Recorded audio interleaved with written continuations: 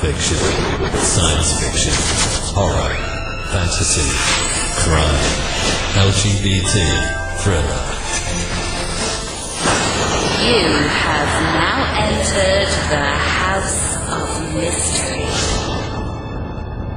with your hosts, Eric Shapiro, David North Martino,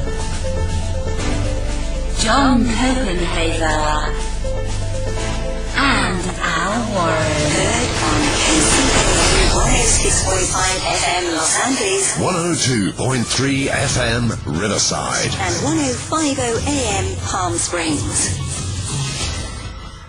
Welcome back into the House of Mystery. I'm Al Warren, Mr. Dollar Store Dave Rose Martino. Oh, it's all the names. Yeah. Well, we want you to add some more. Scary. You have to be scary today. I do? Yeah. We want you on the scary side. You the mafia tough Rose. You might be packing heat. Packing heat. But if you bought it at the dollar store, it's not really good heat. No, it's bad heat. Bad. Yeah, it's really, really bad. But someone's going to keep them in business. Thank God for you.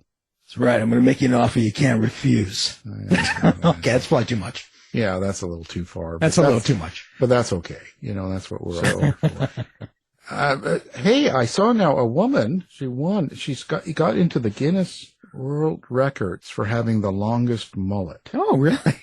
People still have mullets? Yeah, I was going to say, this is crazy. And they didn't tell me. No. But I couldn't grow one anyway. I mean, Not now, I couldn't. Those days are pretty much past. Yeah. And I was thinking about that, and I was thinking, well, I wonder if I could go out and buy one. Oh, like a wig. Yeah, like a wig. But then they'd reckon, maybe at the dollar store? Yeah. Where you get your movies. Oh, look. Yeah. Next time you're in, check it out for me. And, maybe a blonde one, Mullets for $1.25. Yeah, and make sure they're not sticky. I'm not even ask why. No, but you don't ask why. No, you're such a dirty mind. I was thinking someone maybe spilled some soda pop on it. Yeah, exactly. And you're thinking something I'm not disgusting. Yeah, my mind. Your mind takes us in places that shouldn't be legal. Terrible behavior, Horrible person. And I have to check out this guy also on NPR sent me this. This guy built now, if you can picture this, one of those wheels that you have, your pet, I don't know, guinea pig or mouse run around in the cage. Yeah. But he built a human size one. Oh. And he decided he was going to take this around the world on the ocean. Yeah. And they arrested him. But I'm just thinking. Oh, I saw that. Yeah. Like, what is this? Like, what's going on? Mental illness is just kind of going crazy right now. Why is this illegal, though? Well, I'm not saying, hey, freedom of whatever. Well, I don't know that it's illegal. Yeah. I think they were looking out for his safety. Yeah. Probably. Probably. Probably bought all of his parts at the dollar store. Probably. Put it together, Put it together, and yeah. Well, now let's get on to the serious stuff here. Now, today we are talking with a fantasy author who I call science fiction, but people yell at me when I do that. So, and he's written a series called The Soul Forged Universe, and he's got book 3 out, Windwalker, Highcliff, Guardians Epic Fantasy Series. So, Mr. Richard H. Stevens, thank you for joining us today. Hi guys, thank you for having me on. I listened to your conversation about mullets, and something I always aspired to have was a mullet, but I could never get one because my hair would not stay down. I actually had my hair professionally straightened 3 times, and whenever the wind blew it, it just went straight up. So now I have like a crew cut, just so I don't have to worry about it. But I always wanted to look like Andy Gibb or Sean Cassidy, but it was never to be. So, well, Sean Cassidy kind of had that feathered hair. I wanted to feather the mullet, but anything like that, I wanted to look, something cool. like the girls just dug back in the 80s, but it wasn't to be. So no, I took up writing instead. You see, you could have been the next Sean Cassidy. You could have been Richard Cassidy. You could have been the third son. Yeah, I didn't have the hair for it. I couldn't do it. No. You were made for dancing. Story, not acting it. Yeah. Could you imagine? That would have been fun. Well, so how do you get into this world? Like, so I understand this. You've built this universe, this Soul Forge universe, and you've put characters in and all that, and you've developed this whole scenario and all these things happen. And so how do you sit down and create this world, like, and create the rules and how the world works? Yeah, so fantasy is so many ways you can write fantasy. A lot of people spend years developing magic systems and building worlds and stuff like that. I can't be bothered. I'm too lazy to do that. So what I do is I take a character, I figure out what he is, what his problem is, and then I just open up the front door and I give him a kick in the backside, and we discover the world together. And as he starts stumbling his way through life, I start writing it down, and it's almost like I'm at the theater watching a movie through his eyes, and I write down what I see. So in the very first book, Soul Forge, I kicked him out the front door. He walked through this overgrown front yard, through this broken gate into the forest, and that was my world at that time. I didn't know what else was in that world. He walked through the forest, and he turned north along a path that I decided I'm going to name it Red Fire Path. So now my character's in a forest on Red Fire Path, and that's my world. So he comes out of the forest, he's in the field, and he's looking at his distant mountains, and that was my world at that time. So I just keep going on, building my world step by step as my characters see it. At some point, to make it realistic, even though it's fantasy, once he reaches another city, then now I have to figure out it took him so long to get to that city. I need to write that down, because in future books, if someone else is walking that distance, they've got to arrive at that state around the same amount of time. So there is some realism in fantasy as well. And at that point, I will start drawing a map, and then the map will start evolving as my characters go. And after 14 books, I've got 5 really developed maps, and I use Excel spreadsheets to keep track of my characters and their mannerisms and clothing and stuff like that. So I've had a case where, a character's got blue eyes in an early chapter in the book, but they're just a minor character, so, I don't think much of them. The main character crosses them later on in the book, and all of a sudden they have a different color eyes, and my beta readers and my editors will pick that out. And thank goodness they do. So at that point, I decided, okay, I need Excel spreadsheet so I can have a tab open every time I'm writing about Alan Warren, and I can describe his nice mullet. And then I can describe Dave coming out of the dollar store, and yep. So so the map will show the dollar store that Dave's at, and and he's in his Pinto. So I don't put a lot of thought into my worlds at first, but they evolve as my story evolves. Well, epic fantasy, how would you define it, and how would you say that it differs from other types of fantasy and science fiction? We're trying to teach Al the difference between the various types of fantasy and science fiction. Yeah, you know what? That's a gray area. My take on epic and high fantasy is they're pretty close. I consider Game of Thrones more high fantasy because it's a battle between houses, a battle between ruling factions, between castles and stuff like that.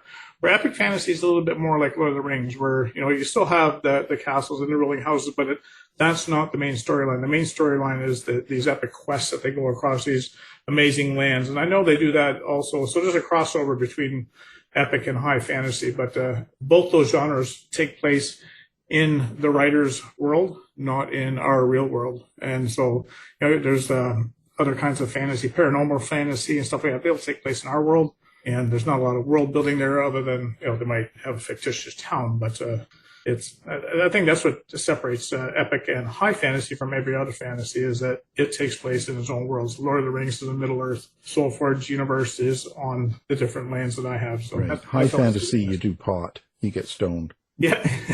So the political, I think, is more high fantasy, and the quest-driven fantasy where they go across lands, I think, is more epic. So that's how I see the difference. Well, and you, in my opinion, you obviously start with your character, or your character and you, as you say, are kind of discovering the world. So the character's got to be the key point of the story. And also, people also follow that. If you think about it, characters are what will drive people, and they'll follow your series and that character for, it could be 100 years. Like I was talking about that, like Sherlock Holmes. Mm-hmm. People still rewrite, people still go to England looking for his house. Like they act like it's a real person. So your character is the key. So who is your main character? And I mean that is in like, how do you create this character? My main character in the original book was just someone I envisioned as being this very benevolent person when he was young, like He literally saw the good in everything. So you could go up and you could pretty well punch him in the face, and he would apologize for being in your fist way. He was just a good guy who saw the best in everything. And sounds Canadian. Yeah, he apologized for everything for sure. But so when you actually meet him in Soulforge, he's no longer a young man. He's now 45, and now to me that's young. But when I was writing it, that wasn't young. And when you meet him, he's a bitter, cantankerous lech. He's an alcoholic. He wants nothing to do with the world, and he just hates everybody. And the story is about, the backstory is about what turned him into that type of person, because he literally saw the good in everything when he was younger. And life conspired to just beat him down to the point that he didn't care anymore. And that original story started where the kingdom needed him to come out of retirement and save them from this sorcerer that was devastating the land, and they couldn't find him because he had become a recluse. While he was out saving the kingdom when he was young, he came home to find his family slaughtered. So while he was saving them, no one looked after his family, and that turned him against them. But anyway, an old man, a messenger for the Chamber of the Wise, finds him, convinces him that the kingdom and the people's need is greater than his own loathing of them, and he convinces him to come out of retirement to try and deal with this sorcerer that no one else can deal with. And so the story turned into Soulforge. It was called originally The River Styx, but when someone said they loved Greek mythology, oh my God, there's not Greek mythology in my book. I just love the name of the river, so I changed it. And it became Soulforge, and it's all about him trying to reclaim his soul, because he used to be this very benevolent person. But 3 books came out of that. There was never supposed to be a dragon in my books, and in book 3, a dragon showed up. And when that happened, it opened up my whole universe. So I write my books in trilogies, and I was only ever going to write that original trilogy, but when the dragon showed up, like I say, I've gone back in time now to explain why there's no mention of dragons in the first couple books. And then when I was writing that series, an elf comes into my story, and I was never going to write about elves, but she showed up anyway, and she talked about her 700-year-old elf queen. And as soon as I wrote that line, I thought, I got to stop what I'm doing now and start writing the Highcliffe Guardian series. But then I thought, no, I don't want a George R. R. Martin my fans. And it's a shame that George has now become a verb, but I wouldn't do that to my fans. So I finished that trilogy, and now I've gone back in time to write the Highcliffe Guardian. So every one of my trilogies has its own main character, and all my trilogies stand on their own. So you can pick up any trilogy of my universe and read it from book 1 to book 3. And once you're done the 3rd book, you never have to read me again, and you'll be happy you read a story. Right. But these characters, what's your relationship with them? And this can take many aspects, because, so, when you write a series and it's over, so to speak, or you're finished with it, what happens to that character? They either become a historical figure, or I will write further about them in a different series. So the Highcliffe Guardian is all about the rise of this elf queen. Her name is Ouderling Wise. In book 1, she's a spoiled princess, but she actually sounds like me. She becomes this great elven queen. But when the Highcliffe Guardian is over, that story is done, but that doesn't mean that's the end of Ouderling. There's another series that will connect the Highcliffe Guardians to my Legends of the Lurker series, which takes place 700 years later, where the queen is originally mentioned. So I will link them together, and some of dragons and elves and dwarfs, they live longer than people. They will sometimes make it into other series as well. The Legend of the Lurker series is about a female, just a woman, and because she's human, she doesn't live that long. So Rika's story starts in book 1 in Rika's flight, and it ends in book 3, Rika's legacy. And you'll never hear about Rika again, other than 500 years down the road in the Soulforge saga, someone might mention the old Hill Witch. So she becomes a historical figure. You won't meet that character again, but you'll get references to her. So as you go along, there's certain little things that will tie everything together. Well, you mentioned dragons and elves and dwarfs. Where do these mythological creatures come from? Do you stay with the standard mythology, or do you deviate, and how do you decide? Dragons, I got a series I'm going to be writing. My original series, I was supposed to write that in 2020, and I had a research trip planned to the British Isles to visit Merlin's cave and King Arthur's castle and the Stonehenge and all that other stuff. And my world originally starts in 15th, 16th century England and Scotland, and it'll transport into my fictitious world. And I'm not going to spoil the story, but something happens that brings a dragon seed into the world. And from that point on, the dragons are born. As far as elves and dwarfs, they already live there. So I don't have to actually create them. But I do create other, I've got the Voil. They appear in the Soulforge saga. When I originally started writing, in 1982, I remember thinking to myself that as soon as I thought of the story, thinking, I'm never going to write about elves, dwarfs, or dragons because everyone else does, and I don't want to be that guy. 36 years later, and when I was writing Into the Madness, and the dragons showed up, all of a sudden, oh, God, I got to explain to my readers why, there's no mention of dragons, so I went back and did the Recus Flight series, and I started writing about dragons, and then an elf worked her way into the story, and next thing you know, that's all I write about is elves, dwarfs, and dragons, and I absolutely love it. I'm that guy now, but I remember when I was 17 years old, I'm thinking, I'm not going to be that guy, but here I am. I'm that guy. You turned into that guy. And I do it. I enjoy it. I don't write it. I don't do it because I'm trying to write the market. I know if you're in the literature world, they say if you want to make it big, you got to write the market. I want to write what I want to write, and it just so happens that the dragons forced its way into my books, and now that's what I love doing. But yeah, it was just a fluke, really. How do you create the personality of these, let's say, non-humans? The non-humans, I actually wrote in High Cliff Guardians, I wanted to write about something different because I had now elves and dwarfs and dragons. I'm thinking, what can I challenge myself with now? And I played D&D with my kids and stuff like that. We did that online during COVID. And I thought, I want to write about a goblin. And already Salvatore writes about goblins and stuff like that all the time. And if you play D&D, goblins are these pesky little creatures that you level up on. When you're a low-level character, too, you'll get experience points and advance your own character. But I think I want to make my goblin different. So I made him the High Wizard of the Elves. And of course, the elves being very highbrow and uppity, they're not happy about this goblin being their High Wizard. But I wanted to challenge myself and give this goblin some substance and some character. So you will not level up on this goblin. He'll be leveling up on you. And so I try to make my characters eclectic, make them have something that will stand out in your mind that you remember. Oh, I remember Elfin. He's the goblin with High Wizard. And he's a crotchety old thing who's always berating his apprentice. And you wonder why his apprentice just doesn't throw his staff up in the air and just walk away from him because he's just always getting scolded. But back, deep down, people can see that the High Wizard Goblin actually cares about everything. He's just a snarky thing that it's almost like he's got the weight of the world on his shoulders, and he likes to let everyone know that he's not impressed. That's how I feel. Yeah. I definitely have days like that too. So he's probably part of me as well. All my characters are probably part of me somehow. And how do you write the evil character? How do you get into the mindset and be able to write characters that are trying to hurt others or kill others or do bad things? Yeah, in Soulforge Saga, my original series, in book one, he's just mentioned. You don't really see him until the very end. And as I was writing my subsequent books, I'm thinking, I want to actually give the evil character some meaning to the reader. So, none of us are inherently born evil. We're all born just as this lump of useless flesh that someone has to tend for a couple of years until we can start, struggling our way through the world and we grow up. And things that happen to us in the world will, kind of change who we are. They'll make who we are, whatever.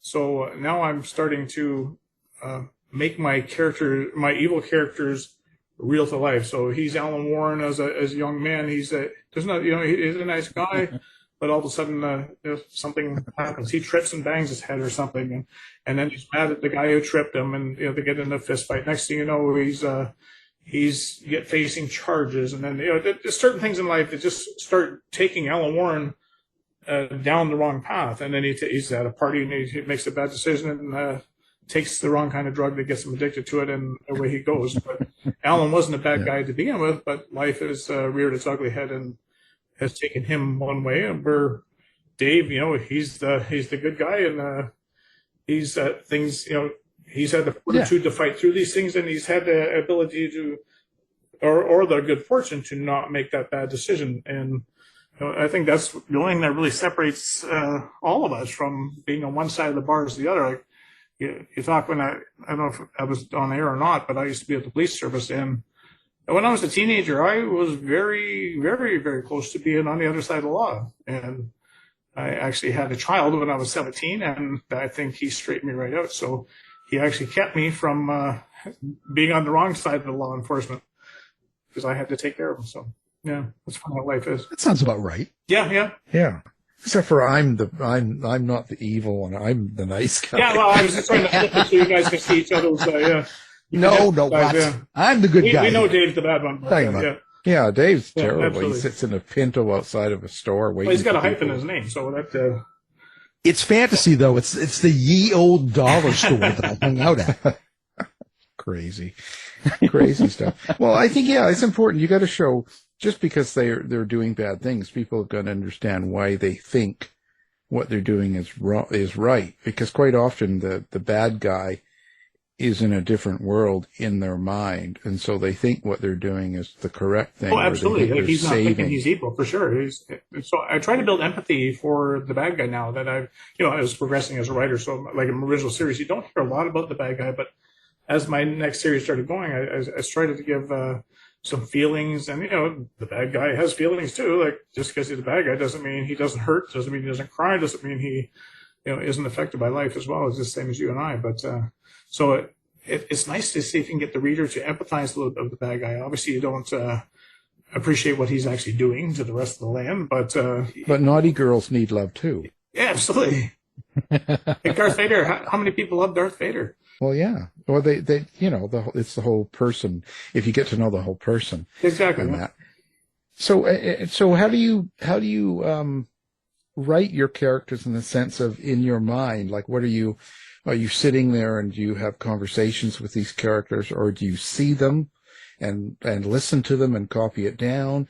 Or is there another way? That's kind of like the typical ways people say, writers say that's how they do their characters. What's your experience? Yeah, no, I don't actually sit there and plot out the character himself. My character will develop themselves as I start writing about them. And then I'll introduce something about Sidira. Like, Sidira's an archer. All of a sudden, she's a left-handed archer. So I got to make sure I write that in the spreadsheet. So 2 books later, she's drawn for left-hand draw. But I will make her cheeky or something like that, and just give her something different from everyone else. And then she becomes this fun-loving, cheeky archer who is very good with a bow. And then next thing you know, she's in a confrontation, and you discover, wow, she's got a lot of attitude. So as much fun as she is around a campfire, when you're just sitting around telling tales, if you piss her off, you better take off, because she's one person you want to upset. So when I write the characters, I try to give them something different that stands them out amongst the other people that they're around. So, someone might be a little quiet. Someone might be very boisterous. Someone might be grumpy. Someone might be cheeky like Sidira. So that way they kind of stand out in your mind as you're reading about the characters. And, you'll love Sidira because she's cheeky. You'll love Rook Bowman because he's a leader and he doesn't say much, but he leads by his actions. And you'll love Solarian just because he is, like I say, he used to be this very benevolent person, and he's always trying to do good, even if he won't lie. So even if he tells the truth and that gets him in more trouble, that's just the character he is. He won't lie to keep himself out of trouble. So all my characters are hopefully, the main characters have their own mannerisms, and hopefully that the reader will enjoy reading them. Well, how do you create dialogue? Some writers say that they read their dialogue out loud so that it sounds right to their ear. Mm-hmm. Some study movie dialogue, and some say their characters, speak to them and they just transcribe it. How does it work for you? Yeah, I would say all of the above. When I edit many different ways. I edit on screen, I edit on paper, and I edit out loud. I do these live Facebook reads generally on a Thursday night.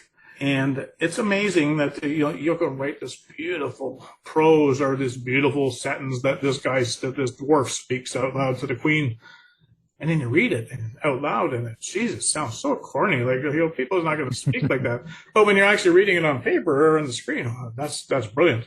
But when you say it out loud, if you're no, I got to change that. So through the editing process, I think a lot of the dialogue will change. One thing I do with my dialogue, especially with my dwarfs, is I eliminate G's on the end of an ing word. I take the O out of the word to, and the F out of the word of. So when they're speaking, I write the way I hear them speak in my head. And people said, don't do that. Just write them and tell people that they have an accent. But I want you to read them the way I hear them talking. And I don't know whether that's a detriment to my stories or not, but that's who I am as an author. So I say, these are my books. That's the way I'm writing them. And if you don't like it, well, you don't have to read me. But so my dwarfs have their own language. So they kind of bastardized the English language. And my half giant, I got a half giant in the Sulphur Stag. He's a great big dullard, but he comes across as this big dummy, and he's stronger than an ox, but it doesn't seem too bright. But at the end of the day, when you get through all 3 books, you realize he's probably smarter than everyone else in that story, just because he's just commonsensical smart. He's not book smart. He just does the right thing all the time, and he says the right thing, even though it's simple. So that's another special way to make your characters. Your violence on the page, are you conscious of it? Do you think about how you write, violent acts or violent happenings when you do your writing? Yeah, people ask me about, is my book age appropriate for certain ages? And I was Sword of Shannara was the first fantasy book I ever read in 1980. It was Terry Brooks, and there's probably been better fantasy books written since then, or even before then. But it'll always be my favorite because it was my gateway into fantasy. And I think it's a brilliant book. It instilled the magic of fantasy in me. And Terry, it's fantasy. You're going to have death. Terry doesn't go on like Terry Brooks doesn't go on like Terry Goodkind. I love Terry Goodkind too. We lost him the other year, but he kind of Terry Goodkind exonerates the violence. If you're having this Richard Rawl, when he has a fight, his sword cuts him open and his intestines fall out and it goes about all the gore. I don't do that. We have a sword fight. One guy dies, he gets impaled by a sword. That's as far as I will go with that. And I don't write mine like George R. R. Martin either, so I don't have the hound dropping the F-bomb every time you see him. So I write them for people of all ages. And with that in mind, I don't exonerate the gore, and I don't take the language too, I don't make it smutty, and I don't write like Sarah Maas, so I don't put sex in there. And, people have relationships, but I close the door because if I wrote it, I think it would sound really cheesy. You can envision what they're doing behind that door a lot better than I could ever write it. So I just want to write about the fantasy itself, and not that kind of fantasy, the actual epic fantasy. So, I know my strength and I know my weakness, and that would definitely be a weakness for me if I tried to put some spice in my books. I'd probably sell more if I did that, but that's not what I like doing. So I keep if you don't like people of all doing it, ages. then, if you don't like doing it, then don't. I mean, you'd be surprised, but a lot of times it's just being self-conscious. But you might be able to write better in that area than you think you can. It's just. But if it doesn't fit what you're doing, you don't like it, then that's not what my story's about. And I know people will blend it in there, and that's fine if that's what you want to do. But to me, if I was to read a book like that, I would put it down not because I'm a prude or whatever. I like that kind of stuff as much as the next person, but that's not what I'm reading fantasy for. If I want to read that kind of book, I'll go read that genre, not fantasy. And it's neat that they blend it, so you get the mix of both. But that's not what I want to read. I want to read the epic fantasy. So I read fantasy. I want to read about dragons, elves, and dwarfs. I want to read about the Lord of the Rings or the Sword of Shannara or stuff like that. I agree. Actually, I'm that way too. Yeah, I agree totally. Now, the big picture, when you're writing these series and you're going through with your characters and stuff, and it might happen organically, or it might be something you think about. But is there a theme or a big picture or some sort of topic or something you want the reader to get out of the book or the series? And like I said, even if it happens organically. It will definitely happen organically. I don't purposely set out to put any kind of morals into my stories. I try to make them realistic, even though it's from a fantasy point of view. So, like I say, we were talking about the empathy for the bad guy earlier, prejudice, all these different things that we encounter in our everyday life. I try to make all that stuff part of my books. I'm not trying to harp on prejudice in there, but I'm just saying all these different themes that we have that we deal with on a daily basis. I just put them in a fantasy world. So all my characters are going through these things as well. I have a little novella called The Royal Tournament. And when I started writing it, it was just a fun story about this guy who wants to partake in the Royal Tournament. Like he likes to joust, but he can't because he has to help his father bring in the crop whenever they have the Royal Tournament. But this year it's happening in his hometown, so he can actually do both. And then he befriends this black person, and this black person is ostracized by most of the contestants in there. And he's heard different things. He's never dealt with black people before. And he's, he hears the rumors about them, and he's thinking, oh, but all of a sudden he gets to know this guy, and he realizes that, the skin color means nothing. And Alcyon, who's the black person, there's no difference. And he discovers this. And so the reader sees this through his eyes, and it just shows and I didn't mean to go that way, but that's the way that story went. So he's trying to help out Alcyon deal with these short-minded or closed-minded people who are, for some reason, society's ingrained this in their head that this color skin is not as good as that color skin. So, that does come into even fantasy stories as well. And so that's how that story ended up. And it certainly wasn't meant when I first started doing that. But like I say, I just try to write about things that happen in everyday life, and we all encounter prejudice and everything else as we go through life. It doesn't have to be black; it could be Mexican, it could be Chinese, it could be Islam, whatever. And it's very, we're an ugly world as far as the way we deal with people. Like, at the end of the day, we're people, and I try to put that in my books. The same with elves. So the elves and people. So I try to play on that, where people with the round top ears, they're called round tops, and they got pointy ears, and they look at each other strange just because their ears are different. Like, how does that make the person different inside? It doesn't. And it's just how shallow we can be as people at some time. Yeah, people laugh at me because I got a mullet. I don't understand it. I'm not that bad. They would laugh at me if I tried to grow one, absolutely. Yeah, because mine's a wig from the dollar store. That's right. Ye old dollar store. The old dollar store. A dollar would mean a lot back then. Yes. When you look at all the work you've done, you've written quite a few books here and a few series and all this stuff like this. But, for instance, you finish Windwalker, and it's book 3, get it in there, it's all done, it comes out and stuff like that, and you're going to start doing the next book. But when you stop at that moment, and if you were to look at yourself and kind of what you've accomplished, and you've kind of looked at where you started from and what you're doing now, how do you think each book itself, and like the last one you did, how do you think it's changed you, and how does it change you as you go through this series of writing? Yeah, I don't know if it changes me per se. People always ask me what's my best book, and I say it's the one on the computer that's not sitting on the table in front of you. As an author, I work with a professional editor, and I work with other people who are more professional than I am, and they help me refine my craft. So Soulforge, which sat in my head for 35 years as I worked on it, will always be my book baby. It will always be the most special book to me in the world. So if you had to ask me what's my favorite book, it's Soulforge. Is it my best written book? Absolutely not. So the funny thing about that is it's the first book in my last series of my universe. So my universe is finished. I've got about another 20 books in my head that I want to write to do this, to tie my whole universe together. And I can just see in 10, 15 years down the road, people are going to on board with book 1 in my universe, and they're going to read along, and hopefully they're going to love it, and they're going to get all the way to that last trilogy, and they're going to hit Soulforge and go, what the heck happened to that guy? Like, did he just suddenly lose his craft? But and it's not. It's because Soulforge is the first book I wrote. Hopefully Wizard of the North, which is its sequel, is a little bit better because I learn as an author. And hopefully Into the Madness, which is the last book in that trilogy, is a bit better than Wizard of the North.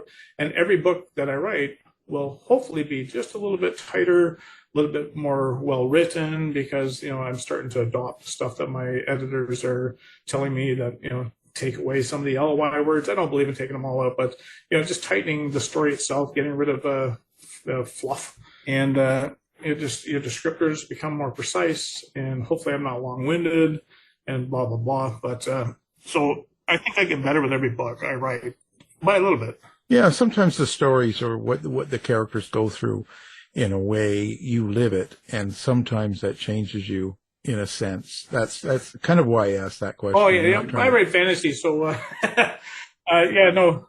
And I'm almost, I'm getting closer to 60 than 50, so I'm kind of set in my ways. So as far as me changing, I'm an old dog. So. And in 20 years when they're reading, they'll go, "Who's this old guy?" Yeah. I think I'm thinking that now, but yeah. No, you're at the daddy age. That's the popular. Oh, I'm well past the daddy age. So. Yeah.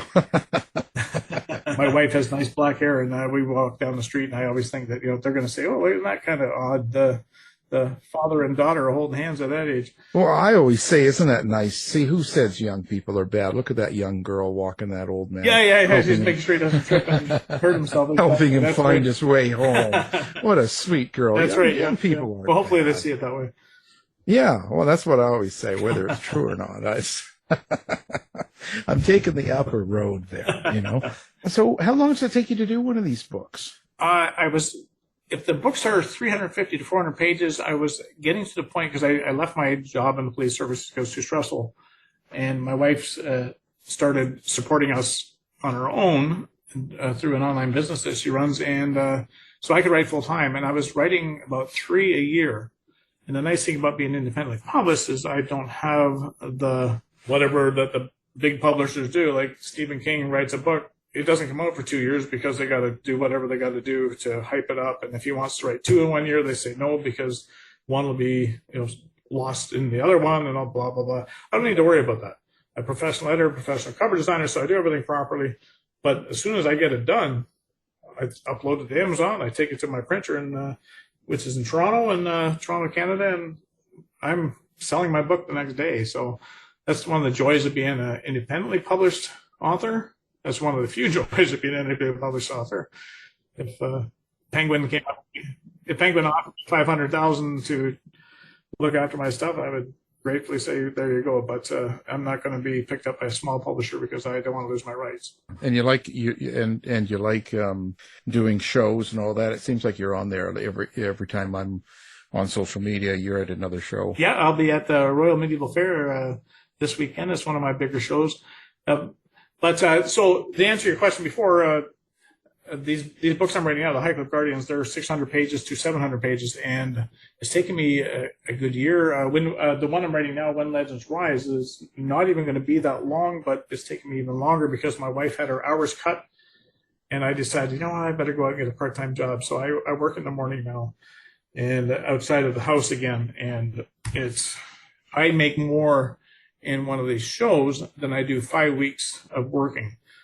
So these shows are amazing for me, but they don't happen every week. If I could do a show a week, I would never have to work again. But, these shows are kind of sporadic. They happen once, like this fair will happen once a year. I'll do one in Fergus. It happens once a year. So I get about 6 of these shows in a year, but it'd be nice if they happen every week, but they don't. So now I'm doing about 1 book a year now. Now, it's quite a group, like these, when you go to the medieval things. It's a real loyal group, isn't it? It's quite the following. It's really cool. Same with Comic-Cons. And I don't do as well at Comic-Cons. It's kind of hit and miss. You never know who you're going to, what kind of crowd you're going to have that day. People at Comic-Cons are looking for images and manga and bobbleheads and whatever. But there's enough people that will buy my books at a Comic-Con. But the neat thing about them is these are, we was talking about eclectic people, and I don't say they're eclectic, but they're different. They're nerdy. They're introverts. They don't like going out in the world too often just because I don't know if they feel different. I'm not sure why, but I love going to the Comic-Cons because you've got these people who are so shy and introverted and everything else. They're out there and they're having a great time because they're with their crowd. And it's really neat to see them flourish. They dressed up in all these outlandish costumes that are amazing. Like their effort they put into them is incredible. And so I will dress up too. I put a knight's costume on. I'm a wallflower. Like, I'm very introverted myself too. I would never have done this unless I became a writer, and I only do this to try and sell books. But I dress up as a knight now, and it's when I'm selling books at a medieval fair, and people love that. They want to take their picture with me because I'm dressed up as a knight, and here's the knight, the author.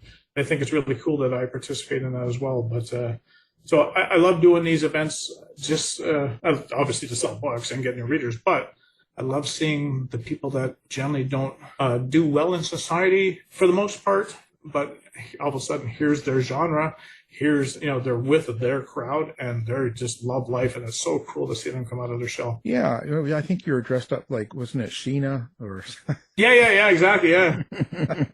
Sometimes like Linda Carter when I do the Comic-Cons, yeah. Yeah. Oh, that must be fun. Okay, so listen, people finding you, where do you like to be found? Besides these events, social media, website, what have you got going on? Yeah, I've got a website. It's www.richardhstevens.com, and Stevens is spelled Stephens. The H is in there to, like I say, to try and differentiate me from the 100,000 other Richard Stevens in the world. There's probably even more, but the H in there that makes it a little bit more search engine optimal. When you're Googling me, if you Google Richard H. Stevens fantasy author, I should be the one that comes up now, which is really cool. You can contact me through there. I'm on Instagram, and I'm on, well, it's not Twitter anymore, is it? It's X or Z or whatever that freaking thing is. But I don't enjoy that. My wife looks after that stuff for me. The only thing I enjoy doing is Facebook, because I can talk to you. If you want to talk to me on Facebook, you send me a message through Messenger, and you and I can have a conversation really quick. It's just almost like texting each other on the phone. And I'd rather talk to my fans that way. So I always encourage them to reach out to me, talk to me, send me an email, do whatever. My email is richardhstevens1, because Richard H. Stevens was taken. richardhstevens1@gmail.com. If people want to reach out to me, I encourage that. And I also encourage people that live close to me to email me. If you want to buy a book from me, I invite you to my house. I don't have to worry about paparazzi because I'm not famous, so I don't have people stalking me. But I've got a 2,500 book library, and I invite people to come in and see my library. And I actually built a secret library, so I've got this one panel, one bookshelf that actually moves aside, and I keep all my original manuscripts in the secret room. And I ask them to try and find which bookshelf moves. So it's kind of a fun way to engage with my readers. I don't have as many readers as Stephen King, so I don't have to worry about people lining up about the block and making my life less enjoyable. I would think it'd be really cool if actually someone did stand outside of my house and take a picture, because then maybe you got it. And speaking of that, I said to my wife, I will know I've made it as an author if we ever find my books in a secondhand store. And that seems kind of funny, because you think if it's a secondhand store, maybe they got rid of your books because they didn't like them. But my wife went into a store the other day, and probably a few months ago, and she found my Rika's Flight trilogy in there. Well, there you go. That was me. Sorry. It was so cool to stick it in there.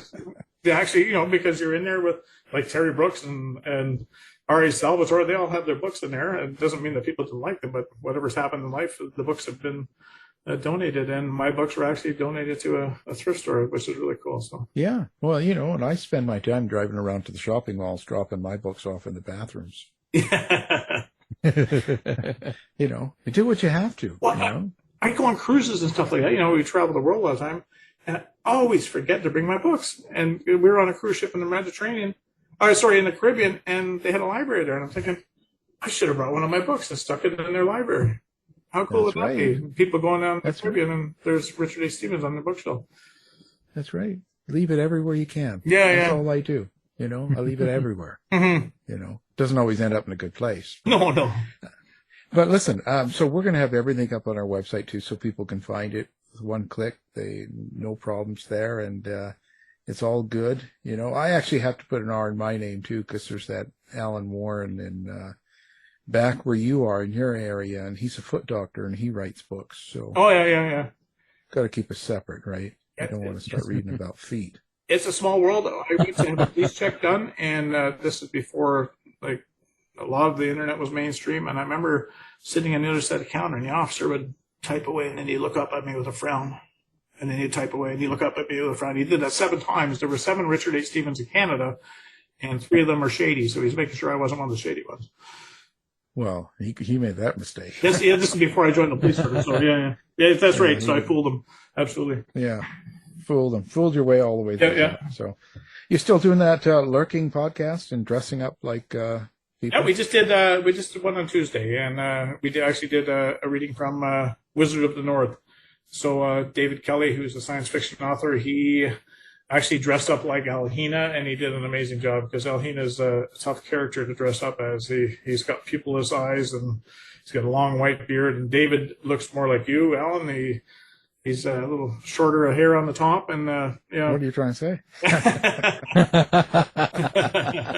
Well, no, that's good. It's a fun show. I think it's great. It's very original, and I give it 2 thumbs up.